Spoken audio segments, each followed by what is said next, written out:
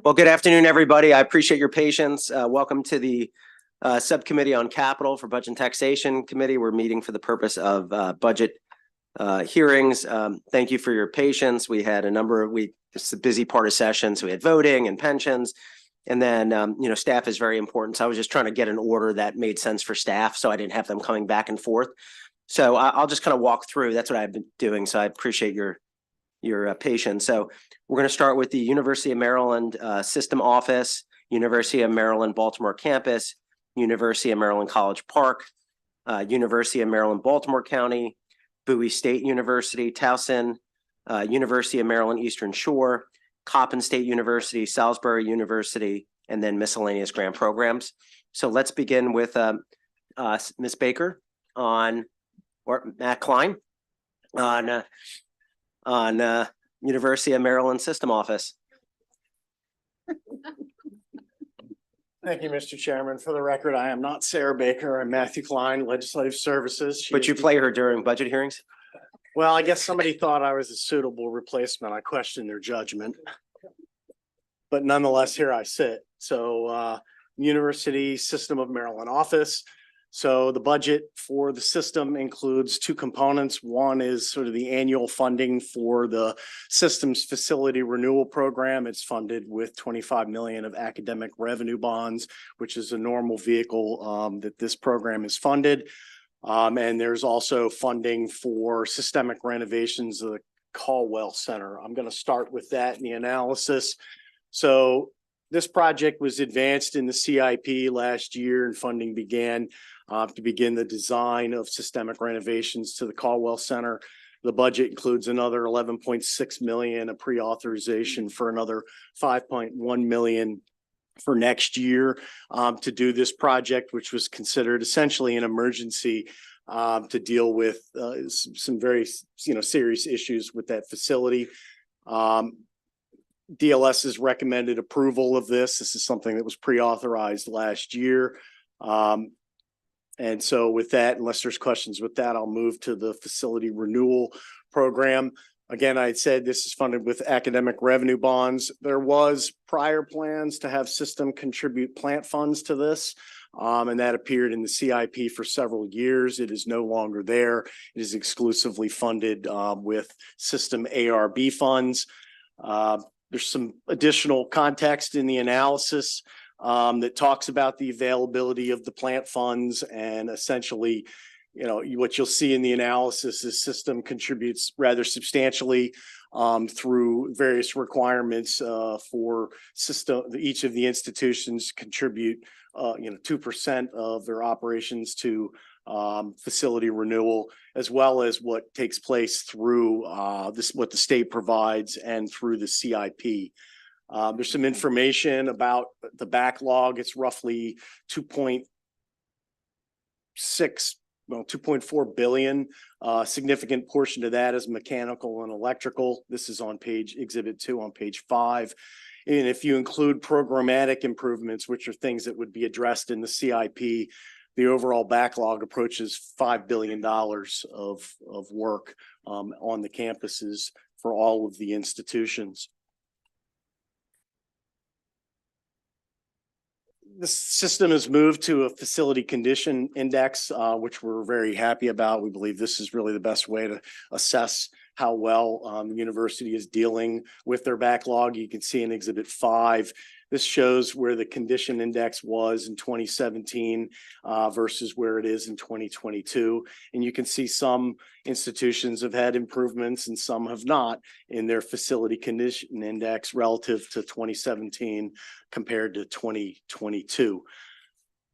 Additional information on the condition index can be found in the appendix, which is on page 10.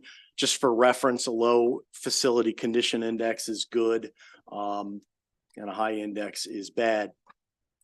Pages 7 and 8 get into a discussion again of what the contributions, the holistic contributions, both from what is in the budget as well as what the institutions provide in the CIP towards that goal. And if you look on page 8 in Exhibit 4, you can see from 2020 the level of funding, including what is in the CIP for renovation and renewal projects that will be replaced.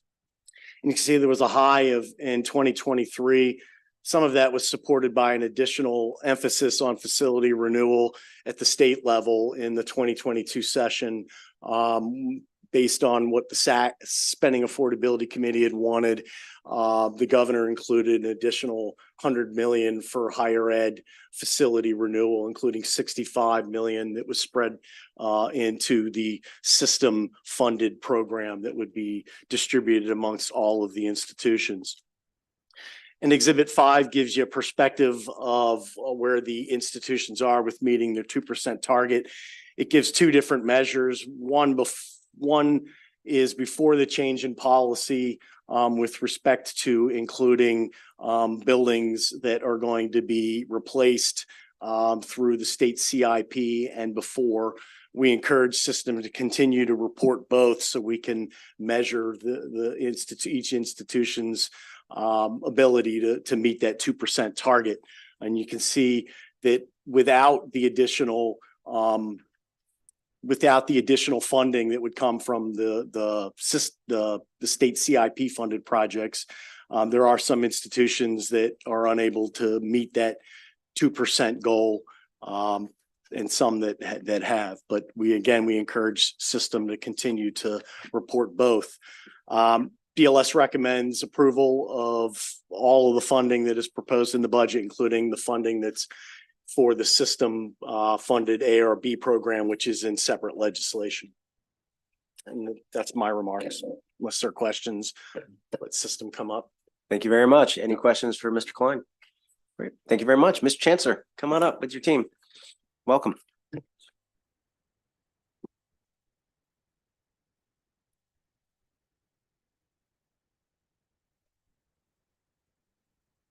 Chair Zucker, Vice Chair McRae, members of the subcommittee. I thank you for the chance to speak to the governor's FY25 capital budget recommendations for the university system. I'm joined today, in addition to our wonderful presidents, by Ms. Linda Gooden, who is chair of our Board of Regents, Senior Vice Chancellor Ellen Herbst, together with Mark Beck, Director of Capital Planning. I'll be brief. I express my gratitude for the funds included in the governor's recommendations. Of course, I will happily add my thanks to all of you for your longstanding investment in the system and our facilities that not only support our teaching, our research, our service missions, but frankly, your support that advances Maryland's progress toward its ambitious environmental and climate goals. We're always mindful of stewarding the built environment on our campuses, which is why the majority of our asks focus on renovation and replacement funding. Thank you, Mr. Klein, for your analysis. With that, my colleagues and I are happy to answer any questions. Thank you very much, Mr. Chancellor. Thank you to you and your entire team. Are there any questions for this panel? Thank you very much, Mr. Chancellor. Keep up the great work. Thank you. Committee will now turn to the University of Maryland, Baltimore campus. Mr. Klein,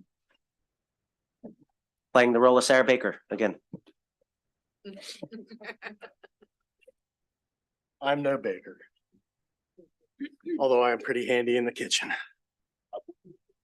So, University of Maryland, Baltimore campus.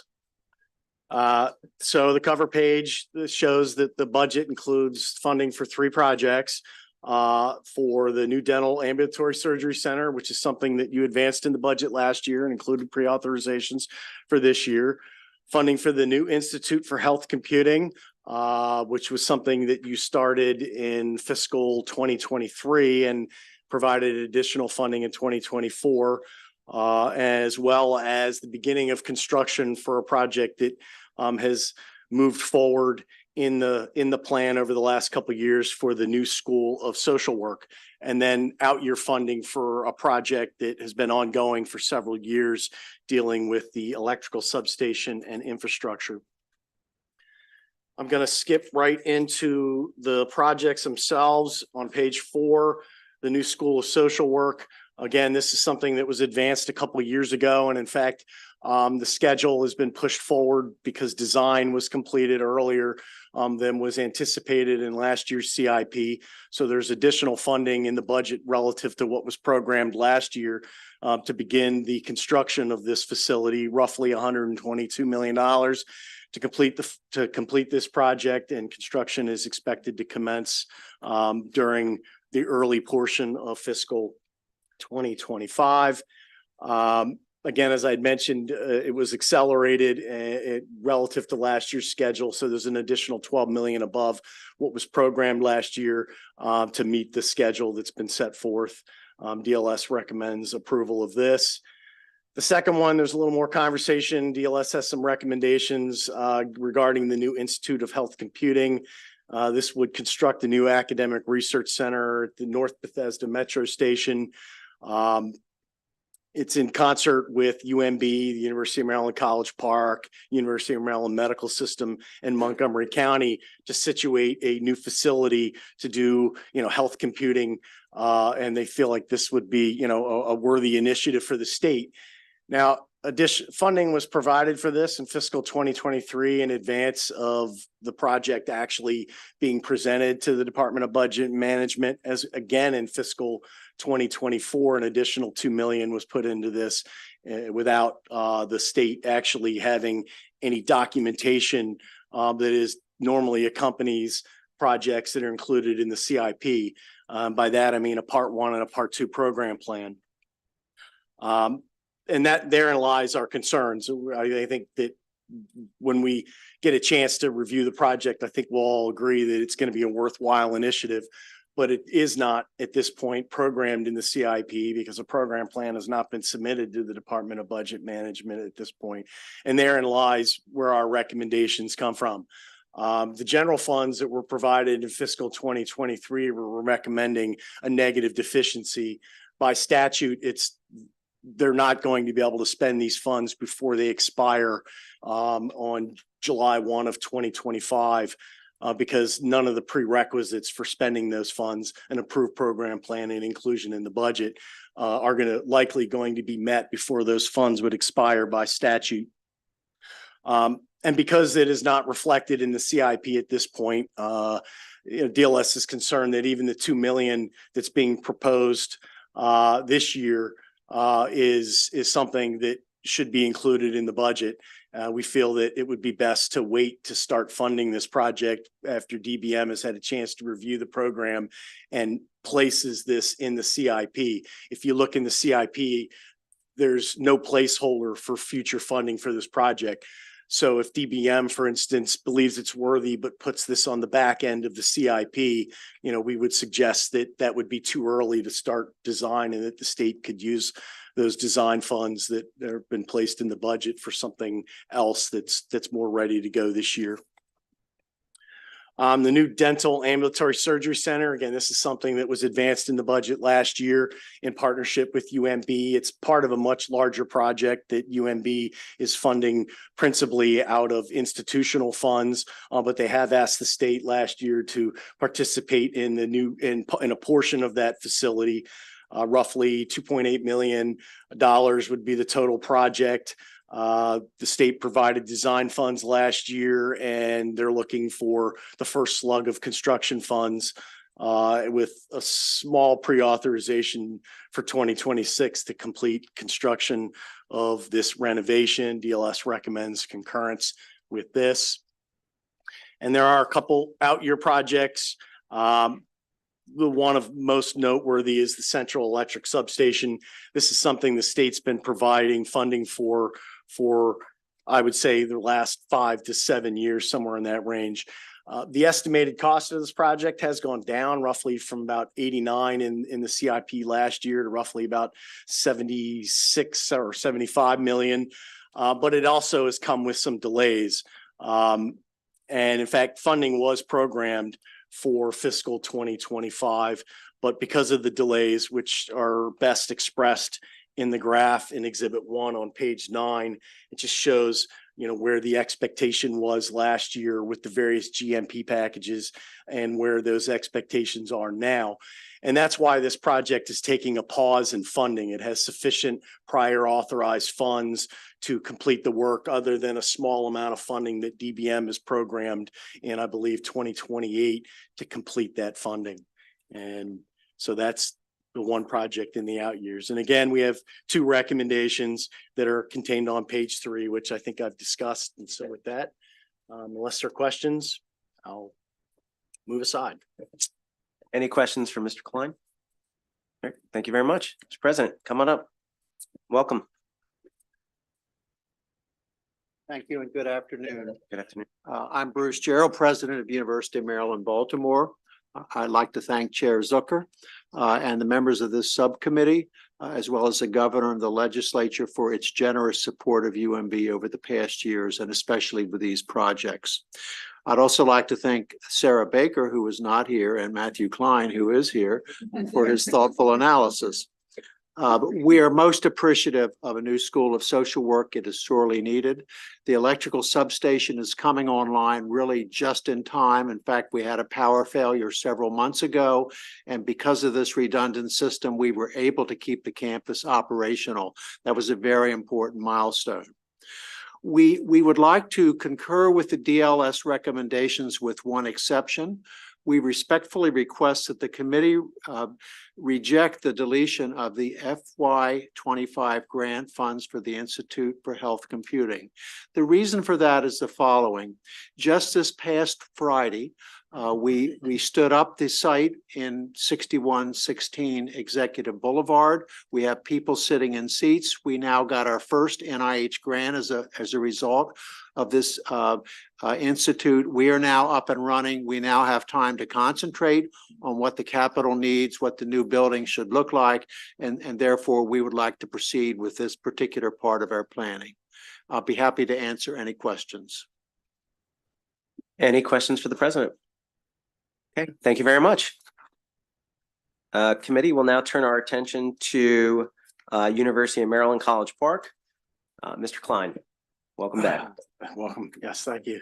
So the cover page of this analysis shows that the budget includes funding for 3 projects, which are ongoing at the University of Maryland College Park, as well as future funding for 2 projects, one of which the state had authorized funding for previously. So I will start my discussion with the projects that are being proposed for funding this year on page 3. First is the interdisciplinary engineering building. The state is partnering with the University of Maryland College Park and a very sizable donation that was received for the Clark Foundation to build a new facility for the Department of Civil and Environmental Engineering and the Department of Mechanical Engineering, and it would include collaborative space with institutional and industrial partners. This project is estimated to cost roughly $223 million. That is one area where we do have some questions on what has been presented in this by DBM in the CIP. Discussions with College Park indicate that this project is going to cost roughly, I think, 23 or 26 million more by estimate than what DBM has programmed in the CIP. While this is not unusual, I guess what we're really looking for is some clarification as to whether, you know, they're expecting System or College Park to put up the rest of this, or whether or not additional value engineering of this project is expected in order to get to the budgeted level that DBM has put in the CIP. We recommend approval of this project as it has been presented, but again, some questions about what the overall cost of this project is going to be and what the funding source for those additional costs would be if in fact they do come to fruition. There's funding for, on page 5, for the campus building system and infrastructure improvement project. This is an additional mostly annual project that funding that goes to College Park over and above the system funded University System of Maryland facility renewal program that I'd previously discussed in the system office, that provides additional funding to College Park to do infrastructure improvements on its campus. It is funded with $7.5 million of GO bond funds, and a portion of the ARB funds, $5 million of the $30 million that is been proposed in the ARB legislation would also be dedicated to this program. DLS recommends concurrence, agreeing with the governor's budget on this. Page 7, graduate student housing. This is also something that the legislature has provided prior year funding for and included pre-authorizations for this. The budget includes $5 million and an additional $5 million in the budget next year in a pre-authorization to complete the work. It was originally scoped at about $10 million to demolish the Leonardtown apartment complex on the campus and make the site available for development for graduate student housing. Program change was accepted by DBM, I believe, just this last December, which would also add demolition to, I think, the buildings that house, I think, maybe the facilities departments, and move those and make renovations to another portion of campus. I think the old Leonardtown cafeteria, which is no longer needed, would become the new space. And that is the reason why there's an additional $10 million in the budget for this. DLS does recommend concurrence with the governor's proposed budget for this.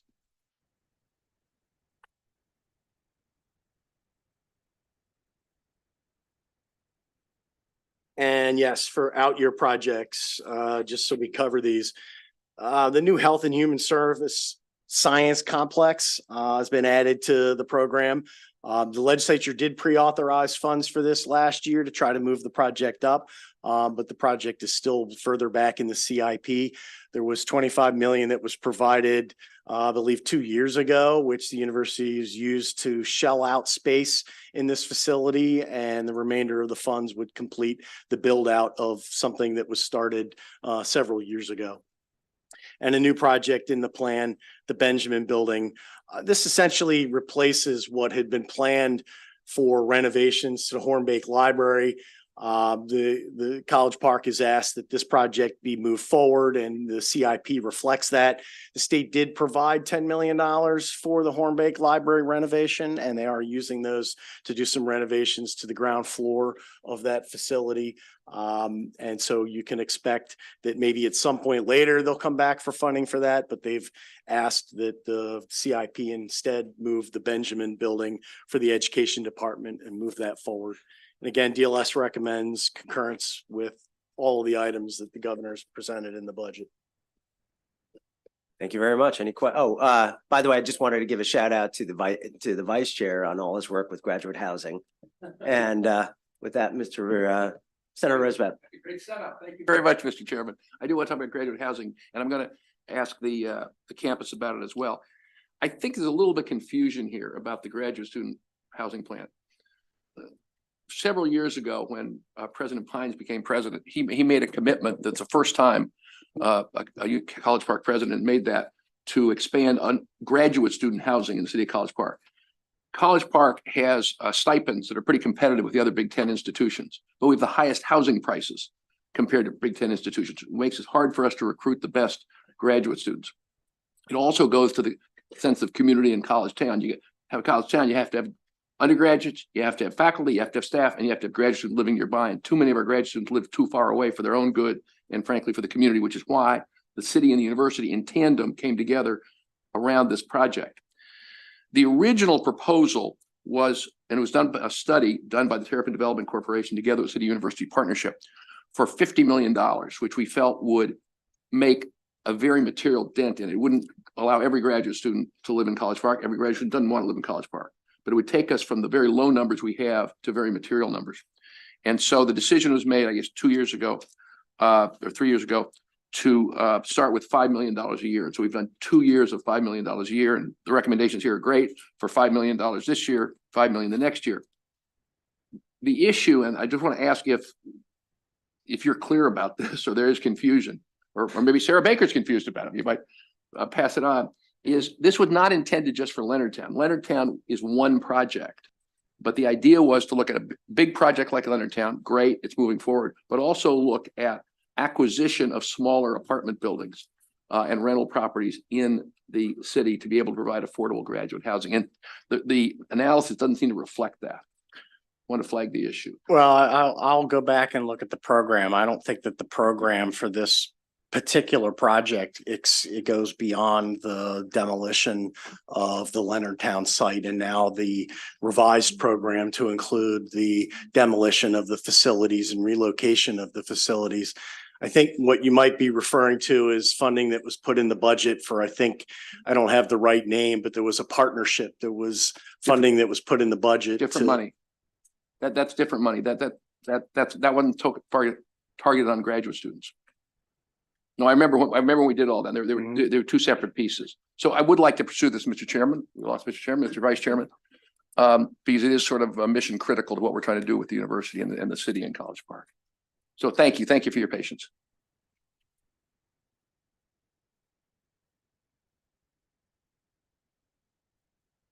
And thank you, Senator Rosa Pep. Seeing no further questions at this moment, if we can call up President Pines and his team.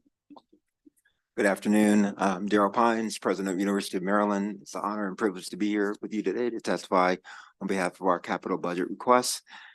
I would like to thank Chair Zucker and of course Vice Chair McCray and every member of the committee for your support of the state's flagship institution. We also appreciate the work of Sarah Baker and Matt Klein, who are our DLS analysts, and we're pleased that they have recommended funding for our capital projects. We're extremely appreciative of the resources devoted to us by the governor and the General Assembly, and I want you to know we work diligently to be good stewards in our shared work towards benefiting the people and communities of the state of Maryland. Thank you again. I will be happy to take any questions.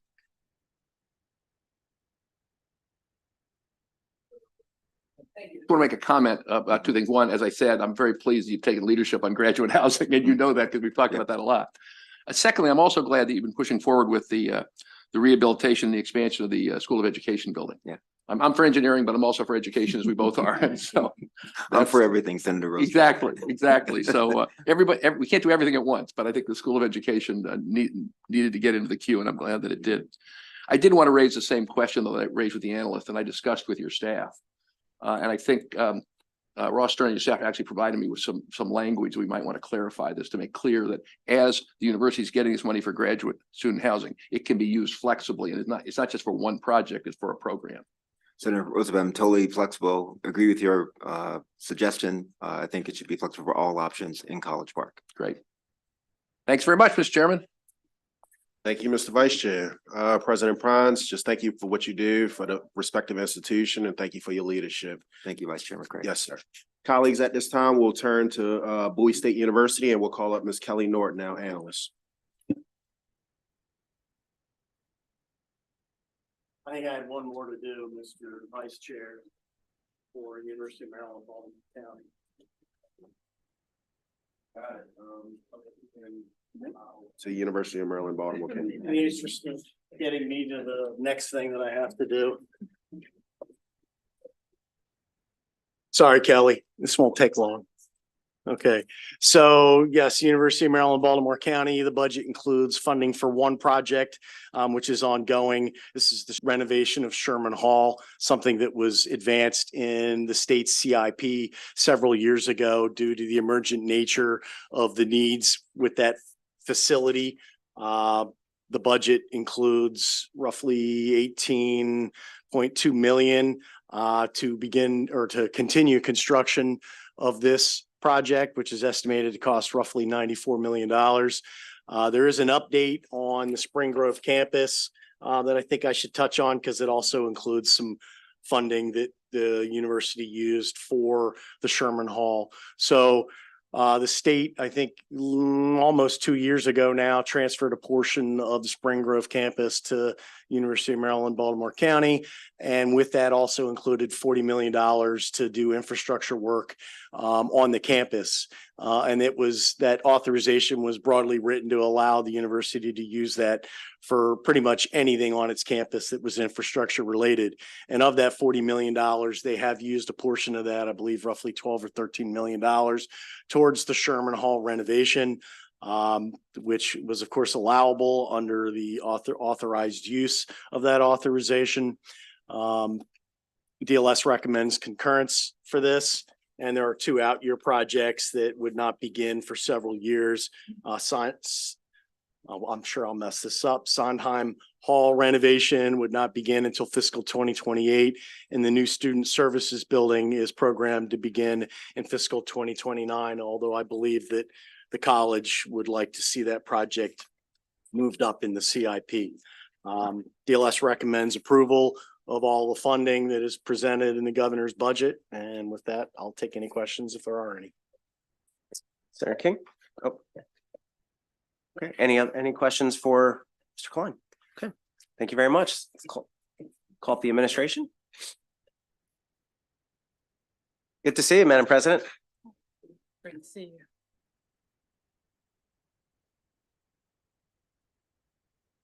Oh, I have someone with me, Kathy Detloff. You are welcome Sure. to join me. I thought you were behind me. Welcome.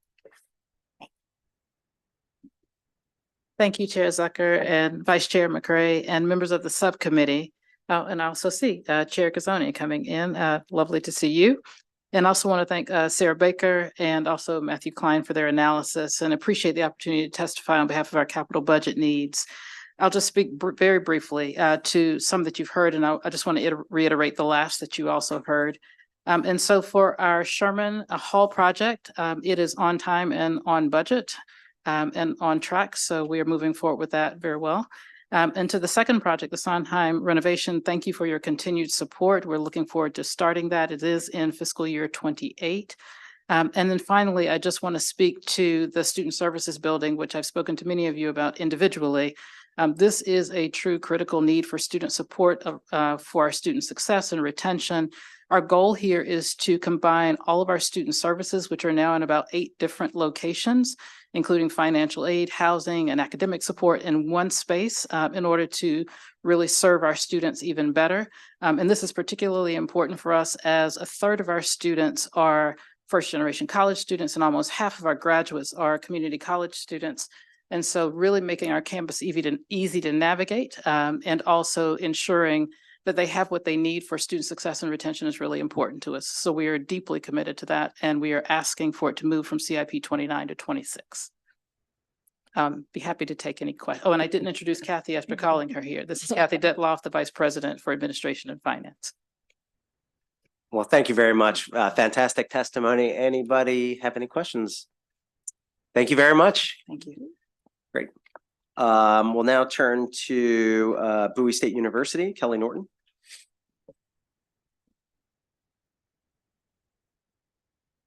Welcome. Start whenever you're ready. Okay, we're going to start with page 1. Bowie State University has 2 projects in the fiscal 2025 CIP, the Communication Arts and Humanities Building and the Academic Commons and Library. The funding in the CIP for fiscal 2025 is approximately $9 million in general obligation bonds. The summary for the Communication Arts and Humanities Building project begins on page 3. The building will accommodate the Departments of Communications, Language, Literature and Cultural Studies, History and Government, and the ROTC.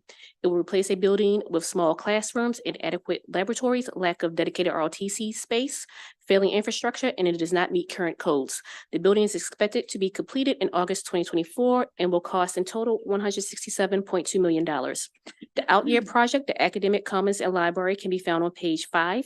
The project will construct a new facility to replace the existing Thurgood Marshall Library, which is not cost-effective to renovate. The scope of this project has grown since last year's CIP, and the cost has grown from $120 million to $200 million. This project has received $4.6 million in prior authorizations to begin the design process. However, the CIP does not have design scheduled until fiscal 2027. DLS recommends deauthorizing the $4.6 million in prior authorizations to better align the funding with the schedule.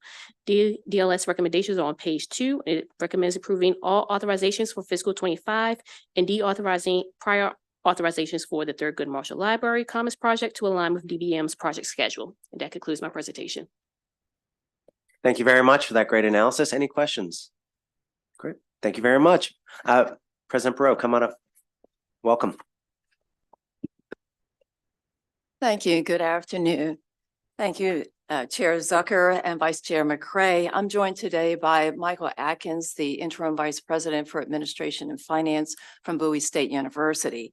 And I want to begin by thanking the analyst, Ms. Norton, for her report, and also acknowledge and thank Governor Westmore and our legislators for their ongoing support. And to every member of the committee today, thank you for your time.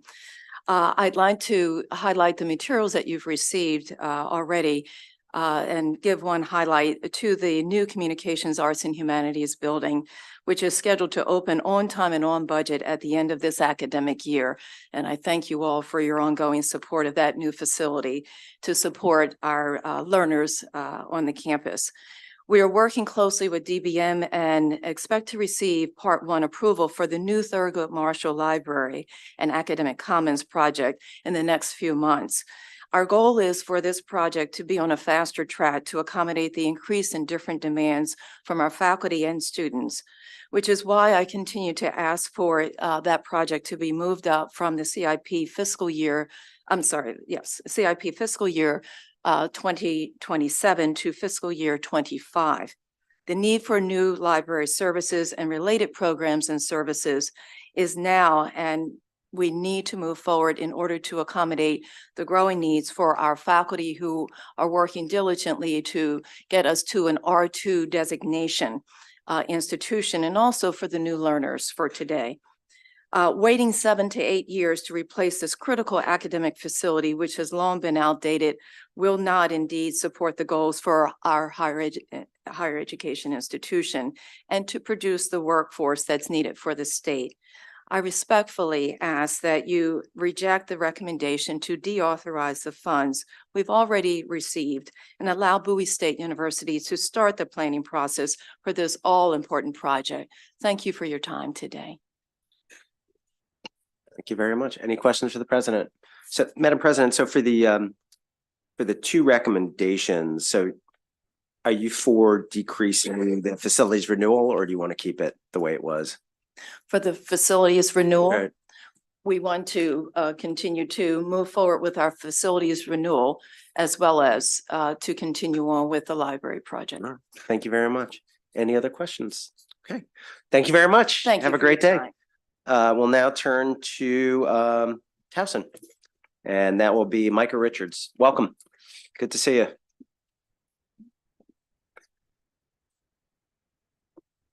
Start whenever you're ready. Good afternoon. Thank you, Mr. Chair and the citizens of the great state of Maryland. My name is Micah Richards, and I represent Towson University Capital Budget Analysis. Starting on page 1, the total fiscal 25 capital improvement program request is $32.7 million. The general obligation bonds for fiscal 25 is $32.5 million. The total pre-authorizations was $26.9 million. On page 2, DLS requests for Townsend to approve all general obligation bond authorizations and pre-authorizations. The Academic Achievement Center is being built for the athletic academic support team. The total estimated cost is $7.1 million, and the legislature has approved to contribute $3.5 million. The new College of Health Professions building was completed in December 23. The fiscal 24 capital improvement program pre-authorized $2 million for the fiscal 25, and that funding has been deauthorized from the fiscal 25 capital budget because the funding is not needed. On page 3, the project to renovate Smith Hall that was vacated in January 21 will consolidate 3 departments in the College of Fine Arts and Communications. Smith Hall is in critical need of infrastructure replacement and modernization, and the renovation will replace inadequate building systems. The design started in September 22. The construction started in December 23, and the project is expected to be completed in April 27. The fiscal 25 request is $32.7 million, $3.7 million for planning, and $29 million for construction. On page 4 in this 24th session, the fiscal 25 capital improvement program is recommending $32.5 million in general obligation bonds, which is a $35.6 million decrease compared to the fiscal 24 plan from the 23 session. On page 5, Townsend plans to improve the current electrical substation and add a new electrical substation to provide energy to all of the campus, including the projected growth. The estimated cost is $48.7 million. Due to the growth of the university, Townsend plans to consolidate 3 departments into a new student services building. The estimated total cost of the project is $67.5 million. This concludes my presentation, and I'm available for any questions. Well, thank you very much, Mr. Richards, for that great analysis. Is there any questions? All right, thank you. President Ginsburg, come on up. Welcome. Thank you. Good to see you again. Thank you. Good to see you as well. Thank you very much. I'm Mark Ginsburg, and I'm honored to have recently joined Towson University 5 months ago as the university's 15th president. It's really a great honor to serve the state and to serve the university. And Mr. Chairman, I'm pleased to thank you and express our appreciation to you and other members of the subcommittee for your support of higher education generally, and also specifically for your support of Towson University. I also want to thank DLS for their really fine analysis. We thank you for your support, that was said earlier, for Towson University's new College of Health Professions building, which is nearing completion and will celebrate its grand opening later this year. We'll move in over the summer months to begin classes there this summer. Pleased that it was built on time and also under budget. Will further enhance the university's role as the state's largest educator of health professionals at the undergraduate level.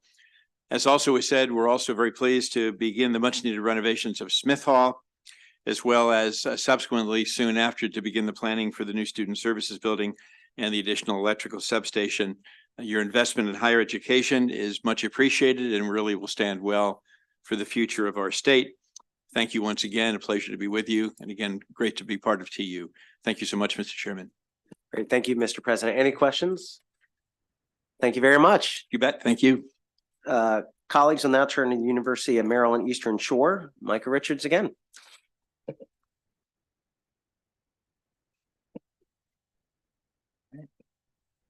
Now I will present the University of Maryland Eastern Shore's capital budget analysis.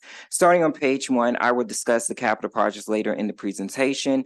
On page 2, the total fiscal 25 capital improvement program is $7.6 million. The general obligation bonds for fiscal 25 is $7.6 million. DLS requests for Maryland Eastern Shore to approve all general obligation bond funds. On page 3, the new Agricultural Research Education Center will support the research and extension programs of the School of Agricultural and Natural Sciences. As of fall 21 evaluation, Maryland Eastern Shore has a 16,134 net assignable square feet deficit in research space, and the current crop and aquaculture building is functionally inadequate. This project started in July 20, and the construction phase expected to start in March 24. The project is projected to finish in March 25. On page 4, the fiscal 25 recommendation increases the general obligation bonds by $104,000 to $4.4 million compared to the fiscal 25 pre-authorized plan. $3.1 million for construction and $1.3 million for equipment. This increase accounts for inflation. Maryland Eastern Shore has received an extension by the United States Department of Agriculture to spend the federal grant funds. DLS requests for Maryland Eastern Shore to brief the committees on the status of discussions with the United States Department of Agriculture to extend the federal grant funds. The campus flood mitigation project provides stormwater improvements and flood and other hazard mitigation measures on the campus. The construction of a flood wall around the steam plant was removed from the project scope due to budget constraints. The fiscal 25 budget restores this component of the project with $3.1 million of general obligation bond funds. On page 5, due to severe storms, flood waters can reach an elevation of 9.5 feet and cause costly repairs. The original flood mitigation project started July 21. and was completed in May 23. Since the flood wall was added back to the project scope, the design period started and ended in December 23. The construction period starts July 24 and will end July 25. On page 6, the new School of Pharmacy and Health Professions building will bring the School of Pharmacy and Health Professions programs into one building. The facility will enable the university to expand its health sciences program to meet the healthcare needs of the Eastern Shore region and start a new veterinary science program. The estimated cost of this project totals $161.6 million. Phase 1 has already been funded and phase 2 is projected to start in fiscal 28. This concludes my presentation. Great job. Any questions for Mr. Richards? Great. Thank you very much. Welcome. Thank you. Good to see you. Thank you, Mr. Chair. Let me start by saying thank you to Chairman Zucker and also to the Vice Chair McCray and to all of the committee members. And I want to also thank Micah for that great analysis, but also for wearing the school colors today. Maroon and gray. And for the record, I am Heidi Anderson, the 16th president of the University of Maryland Eastern Shore. And sitting here next to me is our Vice President for Administration and Finance, Ms. Anastasia Rodriguez. I'd like to say that on behalf of all of our faculty, our staff, and our students, we want to be able to thank and express our sincere gratitude to this body, but the entire Maryland General Assembly, and also to Governor Wes Moore.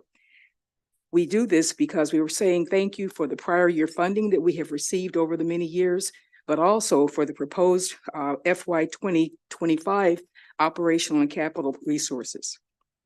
We appreciate the funding provided for our 3 projects, as Micah has described, and as your land grant, 1890 land grant institution in the state of Maryland, we want to make sure that you understand that the 3 buildings will be utilized to the best resources possible. The Ag Research Center represents a facility that was burned on our campus, destroyed by fire over a decade ago. And so that building will help us to continue to conduct our research, but it'll also continue to allow us to expand to all the counties in the state of Maryland, helping with our extension programs. The planning for that particular building is on track. The construction will begin in a few weeks, and we expect it to be, again, on schedule and on budget. The flood mitigation project is already begun, as Micah described to you, and I can tell you the recent heavy rains that we have had on the shore, it is working, because we used to have flooding, as he said, 9.5 feet high, and it's little puddles now. And so it's actually working. So we appreciate that you've added the funding in for us to add a flood wall, which will continue to help. Finally, our new School of Pharmacy and Health Professions, this will allow us to move all of our 8 health profession programs into this new facility. And as you heard, add our recently approved veterinary medicine program. We are so happy that our Board of Regents, as well as MHAC, has approved our veterinary medicine program. And I wanted to be able to report to you today that we are on track with the standards that are required by the accreditation of that program. They will be visiting our campus this July. So allocating the funding for this particular building will help us when they make that visit in July, adhere to those particular standards. Finally, in response to the question that the analyst mentioned about our partnership, our grant from USDA, as you know, we have a strong partnership with the USDA, and we're very proud of that. We received grant funding from them a year ago, and we got an extension for that grant funding, and it runs out in this August. We will, of course, go back if we have to and ask for another extension from the USDA. We never know if they're going to extend that or not, but we will go back if you would like us to do that. Otherwise, I would say we'd be happy to have you make sure that you keep our project in the plans, and we again appreciate all that you have done for us. I'm happy to answer any questions if you have. Thank you very much, Madam President. Senator Jennings. So the vet program you guys are opening up. Yes, Senator. As you know, we have a vet shortage nationally as well as in this state. When are you expecting that program to be open? That's a very good question. Thank you for asking that. As you know, when you're opening any kind of program that has accreditation requirements, there are multiple steps that you have to go through. And we have already fulfilled all of the steps they have us going through at this particular time. So they will be visiting us this July. Their purpose for visiting is to review all of where we are in the planning with our hiring and with our facilities. And then they will grant us after that the opening date. So if all happens and if all is on track, then they will be having their meeting later on this year. By December, we should hear from them. And again, the best case scenario is they will grant us to allow that first class fall of 2026. Okay, fall of 2026. That's correct. And then that class will take what, 4 years to graduate? We are moving to having an accelerated program. Right now, our university has several health profession programs that we use an accelerated route, 3 years instead of 4. We do that because it gets the students into the workforce faster. It also saves them debt and time to graduation. And so our vet program will follow that same model that we have used over 30 years at University of Maryland Eastern Shore. 2029. This is also a new model that the veterinary accrediting body is approving and has approved for a number of programs throughout the country. So long answer to your question, but if they come in 2026, we'll be seeing them the first class in 2029. Okay, so as I mentioned, we do have a vet shortage. As you know, I have legislation in to deal with to add seats to the Virginia, Maryland vet school down at Virginia Tech. I know you guys have actively been working against that bill because I think you're afraid it's going to hurt your possibility of opening. And I want to let you know, with that legislation, I was willing to sunset those extra seats once you guys have graduated your first class, because, you know, that's 5 years, 10 seats, that's 50 extra vets we would have on the street by the time you open, if we can expand the seats down at the Virginia Tech facility. I just want, I'm hoping you work with me, you and your team. I'm not trying to, I want nothing more than have a vet school here in Maryland. But we have a shortage. We need vets. We have an opportunity to send an extra 10 students to Virginia Tech for the next 5 years or 6 years to get their vet license so that they can come back to Maryland. Because I'll tell you right now, I know farms that they're having to get vets out of Pennsylvania to come down and treat their animals because there's none here in the state. It's such a shortage. So I'm just it's kind of ticked me off a little that I'm trying to help us, and your agency or your school, or maybe it's not you, maybe it's people that work for you. I don't know who, but they've been over in the House, working over in that Department of Appropriations, fighting it, as well as here in the EEE committee. So I'm going to help you. I'm going to support you for your school, but please work with me trying to get more vets between the time now and when you open. Senator, I appreciate the concern. I appreciate your comments. Let me respond, please, like this. First of all, I'm all about partnerships. And you will know that when I came and joined the USM as the president of the University of Maryland Eastern Shore in 2018, I started going around having partnerships in a number of places, including Virginia Tech, including College Park, and have reached out to them to have a partnership. We have at least on average 25 pre-vet students who come into our university annually. And this past fall, that number has more than quadrupled. We're over 85 students, pre-vet students now. In the past, our students have also applied to the Virginia Tech program. Okay. And I can tell you, Senator, many of them have applied, but they also have not been accepted. Yet they go other places and they've applied to even my alma mater in Indiana, Purdue University, and they have been accepted. So we do recognize that there is a shortage. We also recognize that the state needs to have a fully supported school, and we are more than willing to partner with you, with Virginia Tech, and also with College Park, as we do in a number of other programs. Okay. I mean, again, I'm 100% behind you. I want you open. Appreciate that. I'll Thank you. support you. I'd like to just maybe talk afterwards, another day, not today, because I've got more to do, about what we can do when I'm calling the short term between today and when I get to come to your first graduation class and sit there and watch those students walk across the stage. I will be there. That's what I want to deal with, that short term, to make sure we have enough. We have fully vets coming in. understand, and we will Okay. be happy to work with you in that. So Okay. I'll make sure that my team and we come back up here and have a visit with you. Okay, thank you. Thank you, Chair.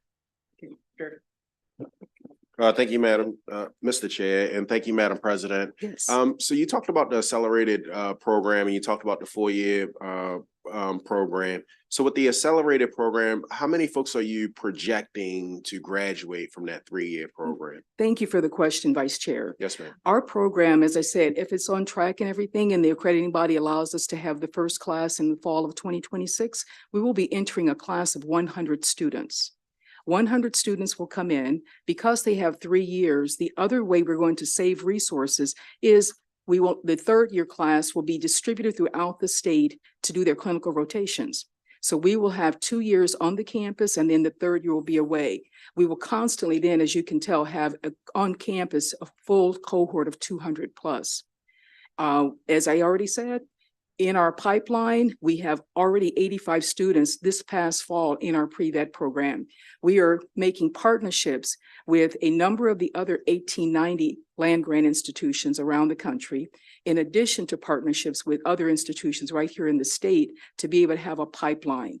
Because the one thing that we try to do is if students are trained in the particular state, they tend to stay in that state. And that's something that we have seen with our other health programs, which is why we feel it is so important to have that particular program here in the state of Maryland. It is so direly needed, the shortage is in the rural communities. And the other thing that we have seen with our existing programs is if students are trained in a rural setting, they also come back and stay in that rural setting. This is such an important point, an important aspect for our farmers and even the pet owners. You're very welcome. Any other questions? Thank you very much, Madam President. Appreciate your time. Thank you, Mr. Chair. Thank you, Of course. everyone. Committee will now turn our attention to Coppin State. Mr. Richards. Thank you, Michael. Thank you, Mr. Chair. Coppin State University Capital Budget Analysis. Starting on page 1, the total fiscal 25 capital improvement program is $22.3 million. The general obligation bonds for fiscal 25 is $11.1 million. The total pre-authorizations was $6.9 million. On page 2, DLS requests for Coppin State to approve all general obligation bond authorizations and pre-authorizations. The new public safety building project plan will provide space for Coppin State to offer academic courses. Coppin State funded the design cost of $450,000 using a grant provided in the fiscal 21 capital budget. DLS does not have any updated statement for potential funding sources to complete the project. As of February 24, Coppin State has completed 80% of their athletic facilities infrastructure upgrades using the $1 million from fiscal 24. Coppin State expects to complete program part 1 and part 2 for the Athletic Academic Center by June 30th, 2024. They also expect that the center will be funded by the General Assembly. On page 3, the new resident hall will enable Coppin State to increase their on-campus housing. The housing study determined the campus has a deficit of 462 residential beds needed. The design start date was June 23. The construction start date will be December 24, and the project is expected to be completed in June 26. Since the preliminary conceptual estimates for the project were over budget, Coppin State made modifications to the room types to reduce costs.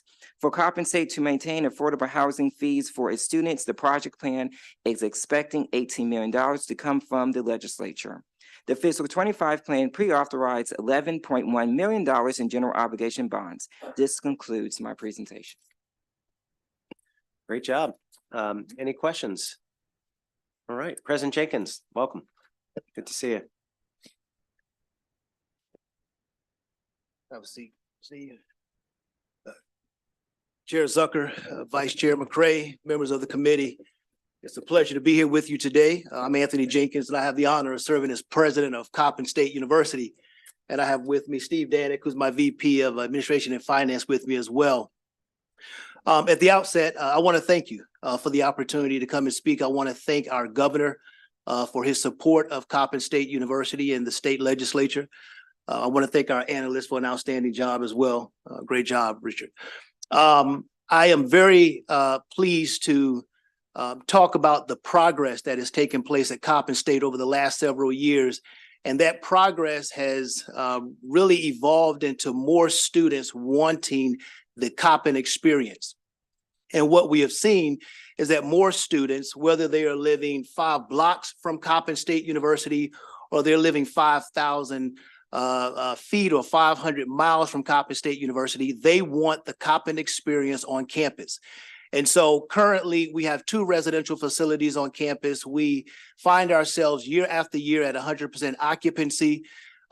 This first phase of a 2-phase residential project that we are looking at will allow us to bring 350 additional beds to our campus, which help us meet the needs of meeting our students from an academic and holistic perspective, where folks or students who live on campus have higher graduation rates, higher retention rates, higher overall student success rates.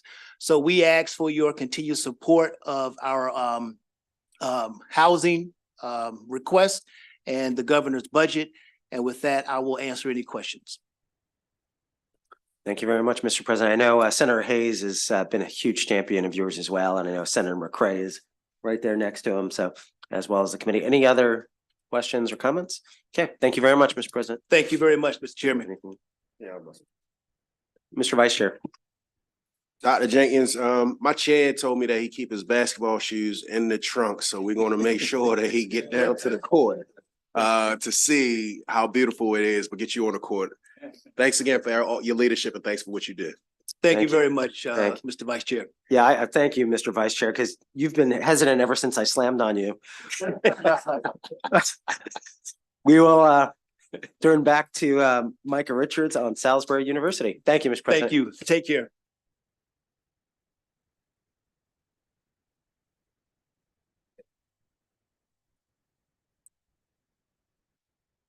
Thank you, Mr. Chair. Salisbury University Capital Budget Analysis. Starting on page 1, the total fiscal 25 capital improvement program is $27.6 million. The general obligation bonds for fiscal 25 is $27.6 million. The total pre-authorizations was $4.2 million. On page 2, DLS requests for Coppin State to approve all general obligation bond authorizations and pre-authorizations. The project at Blackwell Hall will renovate the library to become a student services center, construct in addition to the building, and replace building systems. This is due to the student support services departments being spread across campus in an inefficient manner. On page 3, the design started in February 23. The construction will start August 24, and the project is expected to be completed in August 26. The project cost has increased by $19.2 million compared to the fiscal 23 capital improvement program plan. The fiscal 25 request is $27.6 million in general obligation bonds, $765,000 for planning, and $26.9 million for construction.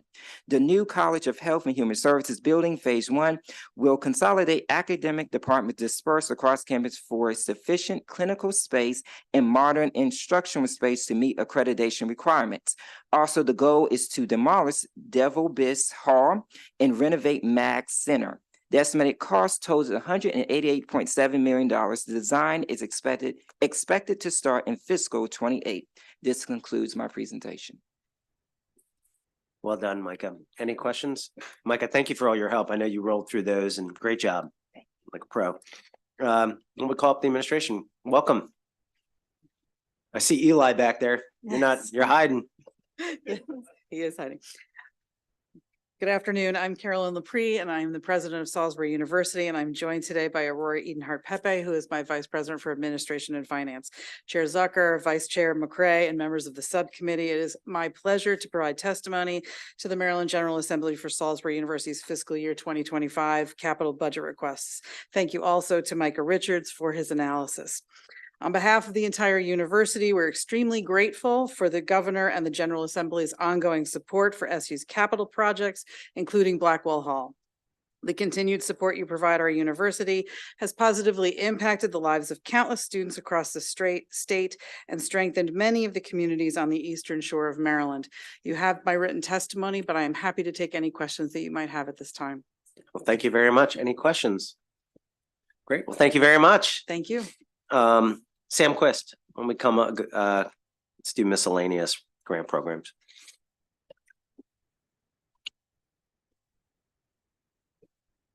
Good to see you. Yes, thank you. Thank you, Chair Zucker. Good afternoon. The DLS analysis for the miscellaneous capital grants program covers funding for 32 projects totaling $240.4 million.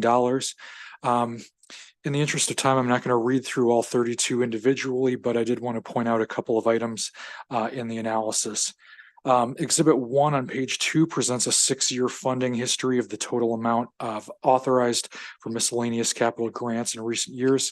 You can see in fiscal 23 and 24, there was over $700 million authorized in both years, reflecting the increased level of investments in capital projects those years. Exhibits number 2 and 3 show a breakdown of the fiscal 2025 projects by both county and by project category. In Exhibit 2 for the county breakdown, you can see the largest category for Prince George's County totals $117.5 million. This includes $100 million for the Federal Bureau of Investigation Relocation Headquarters project. The funding for the second largest jurisdiction, Baltimore City, totals $66 million and includes $30 million for the Inner Harbor Promenade redevelopment and $20 million for the Johns Hopkins University Data Center and computing infrastructure project. The FBI project, the Inner Harbor project, and the Johns Hopkins project are also the 3 largest projects by funding included in the budget. Exhibit 4 on pages 5 and 6 shows a comparison of the funding that was pre-authorized for fiscal 25 in last year's budget bill for the miscellaneous projects compared to the amount that was actually included in the capital budget bill this year. You can see the total in the capital budget bill is about $37.6 million less than the total pre-authorized amount. The remainder of the analysis includes the descriptions of the different projects. I wanted to just summarize how we've grouped these in the analysis.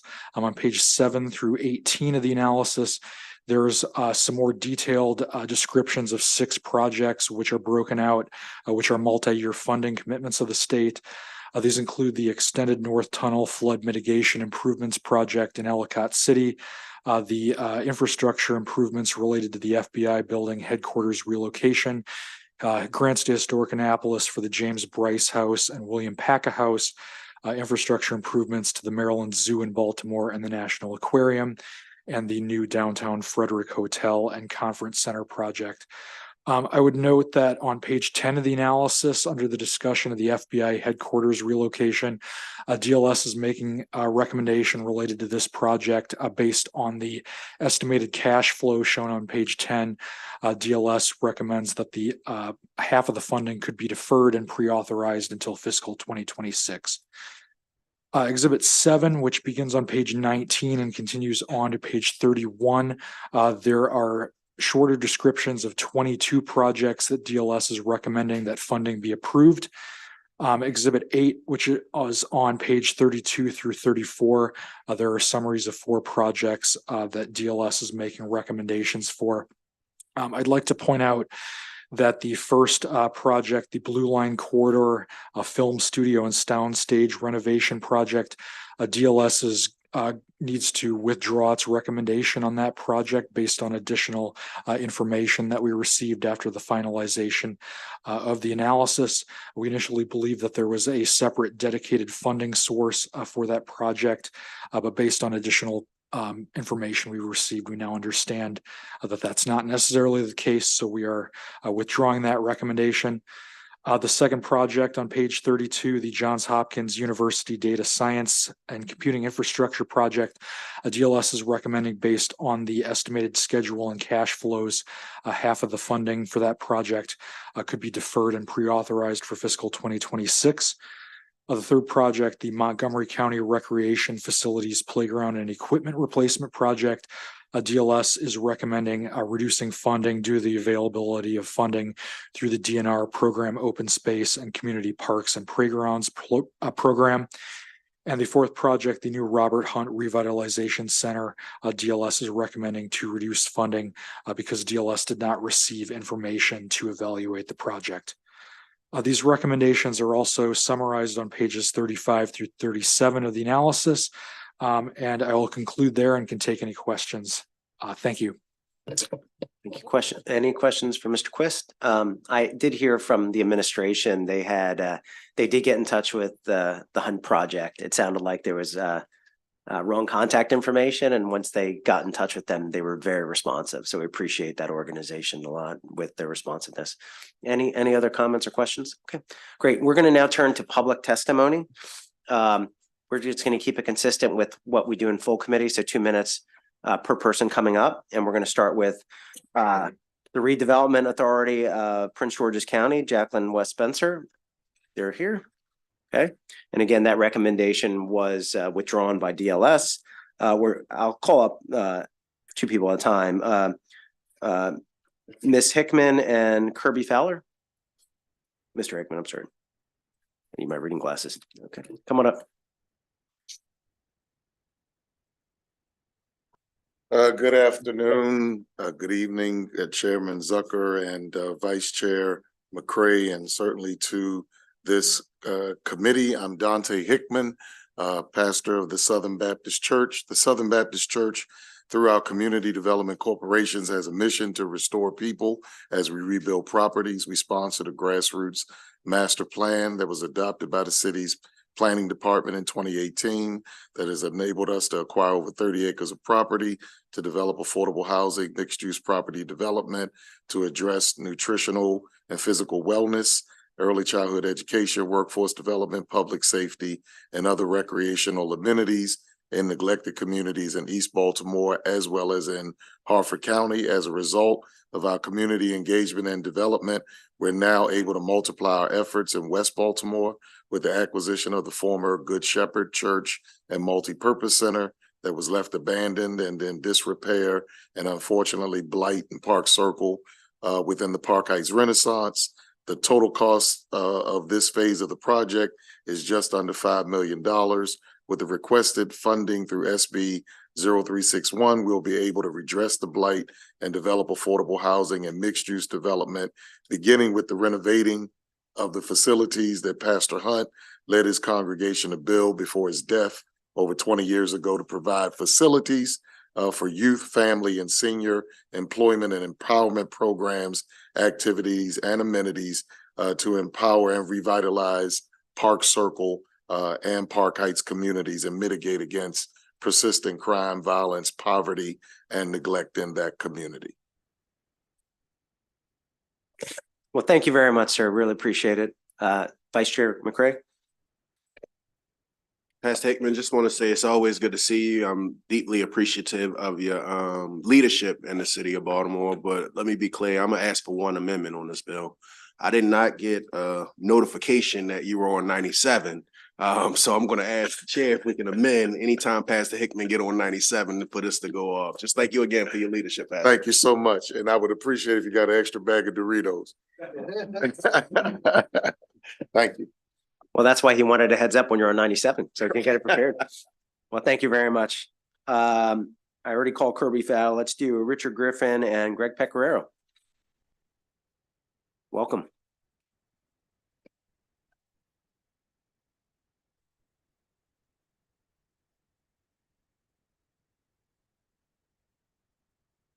Good afternoon, Chairman Zucker and Vice Chairman McRae.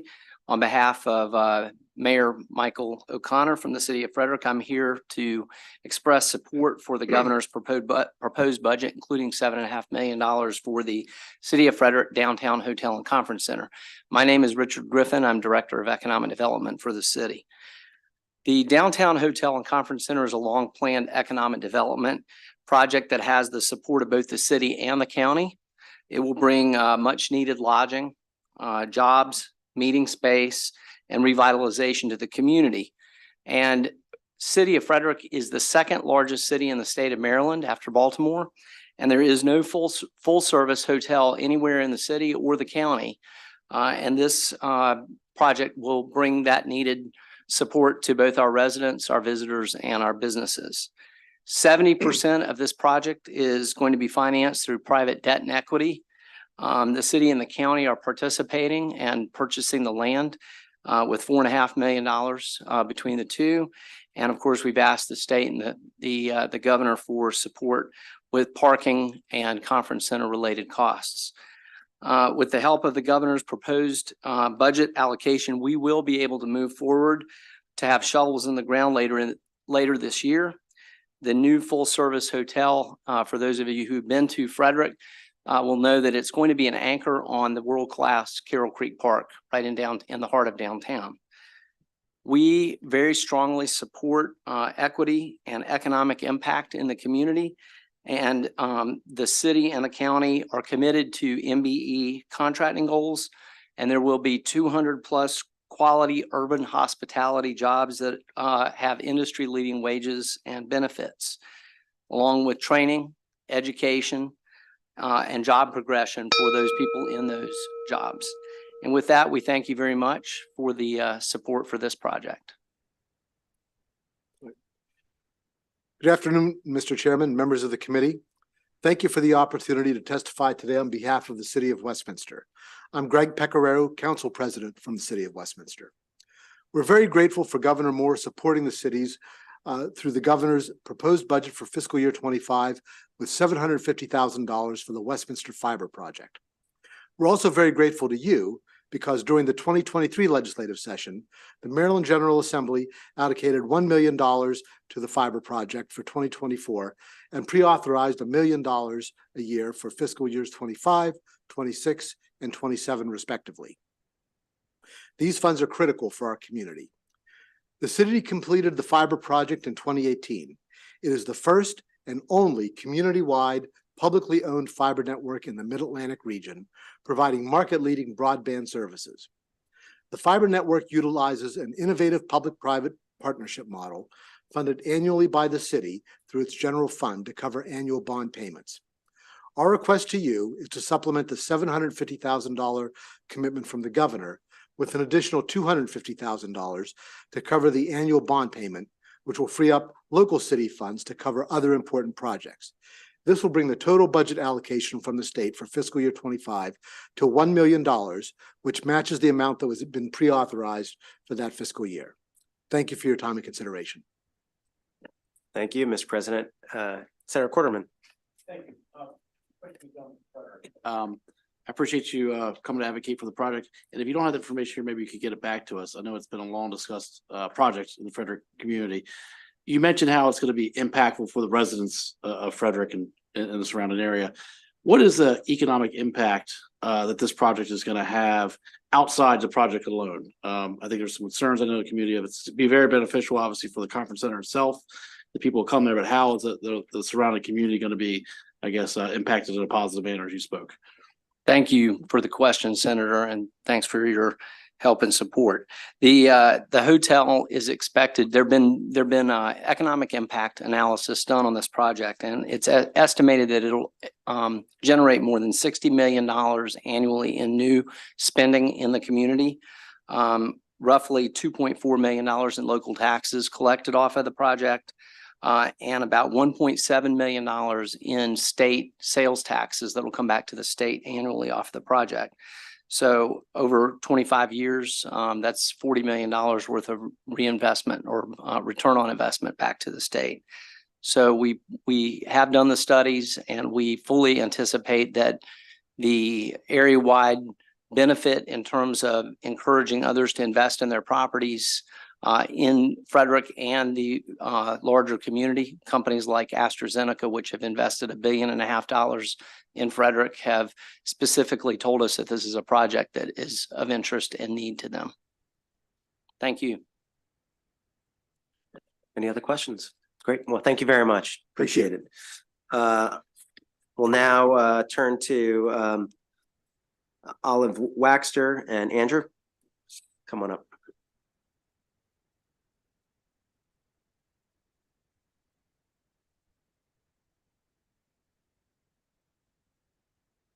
Welcome. Well, thank you. Thank you. Mr. Chairman, Mr. Vice Chairman, members of the committee, I'm Andrew Nicholas, representing Adventist Healthcare Fort Washington Medical Center. I'm joined by Carmen Walker Brown, who serves as Director of Philanthropy and Community Engagement for Fort Washington Medical Center. Really just want to take a quick minute to thank the governor very much for putting in funding for a new Fort Washington Medical Center in the budget. Thank DLS for their thoughtful analysis of the project, and thank this committee for their support as well. The need could not be greater, both at the facility level, which was never built as a hospital, was built as an ambulatory care facility over 30 years ago, has many significant deficiencies, including all semi-private rooms, a very undersized emergency department, and we are still using a mobile unit for our ICU that we received from the state during the COVID pandemic, when the state did an analysis of all the hospitals statewide and determined Fort Washington Medical Center to be the most at-risk hospital in the state. And then this project will go a long way in addressing long-standing significant health disparities across Prince George's County as well. So we're excited about that and bringing more physicians and resources into the community. So with that, I'll submit and just say thank you again. Was there anything you wanted to add? No, not at this time. Okay. Well, thank you for being here. Any you all. questions? Of course. Any questions for this panel? Okay, thank you very much. I don't know if there's anyone from Harris Jones Malone here. Okay, we'll call up Montgomery County. Welcome.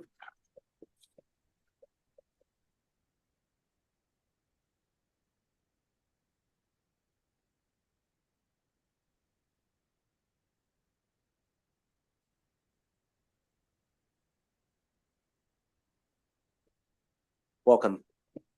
Thank you. Mr. Chairman, Mr. Vice Chair, members of the subcommittee. My name is Adrienne Clutter. I'm a division chief with Montgomery County Recreation and a career recreation and parks professional. So it's a complete honor to be able to be here on behalf of recreation and parks and our community today. And we thank the governor and the General Assembly for their support. And I'm here to support Senate Bill 361 and the investment of $1.4 million to upgrade 6 local community recreation center playgrounds in Montgomery County. Those are located at East County Recreation Center in Silver Spring, Marilyn J. Praisner Recreation Center in Silver Spring, Upper County Recreation Center in the Emery Grove area of Gaithersburg, Ross Body in the historic district of Sandy Spring, Damascus Recreation Center in Damascus, Bauer Recreation Center in Rockville. These projects are so important, will have immediate impact on our community. They create the social ties and the bonds of our community, a sense of networking in neighborhood. And one of the things that's most powerful about playgrounds is they transcend all languages, cultures, and abilities, makes play accessible. They promote growth of young people. It's important to note in this project, we do plan to invest locally. While I'm a supporter and advocate of program open space, Montgomery County Recreation does not receive program open space funding. It goes directly to the Maryland National Capital Park and Planning Commission.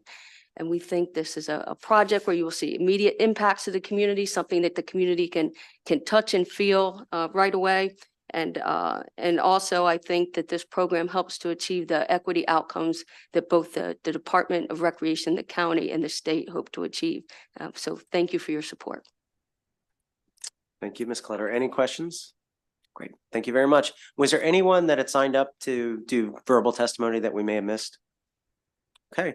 I just wanted to take this opportunity to really thank the members of the subcommittee. This is our last official capital budget hearings on capital budget. So I just want to thank every single one of you for your hard work. And now the additional hard work comes with making decisions, but I just appreciate each one of you. And with that concludes today's hearings. And I have a little announcement. Okay, if there's anyone here with work groups on Senate Bill 784, it's delayed, but bear with us, it will happen. I thought it actually said beer with us, but no, I got it. Okay. Anyway, we're concluded. We're adjourned.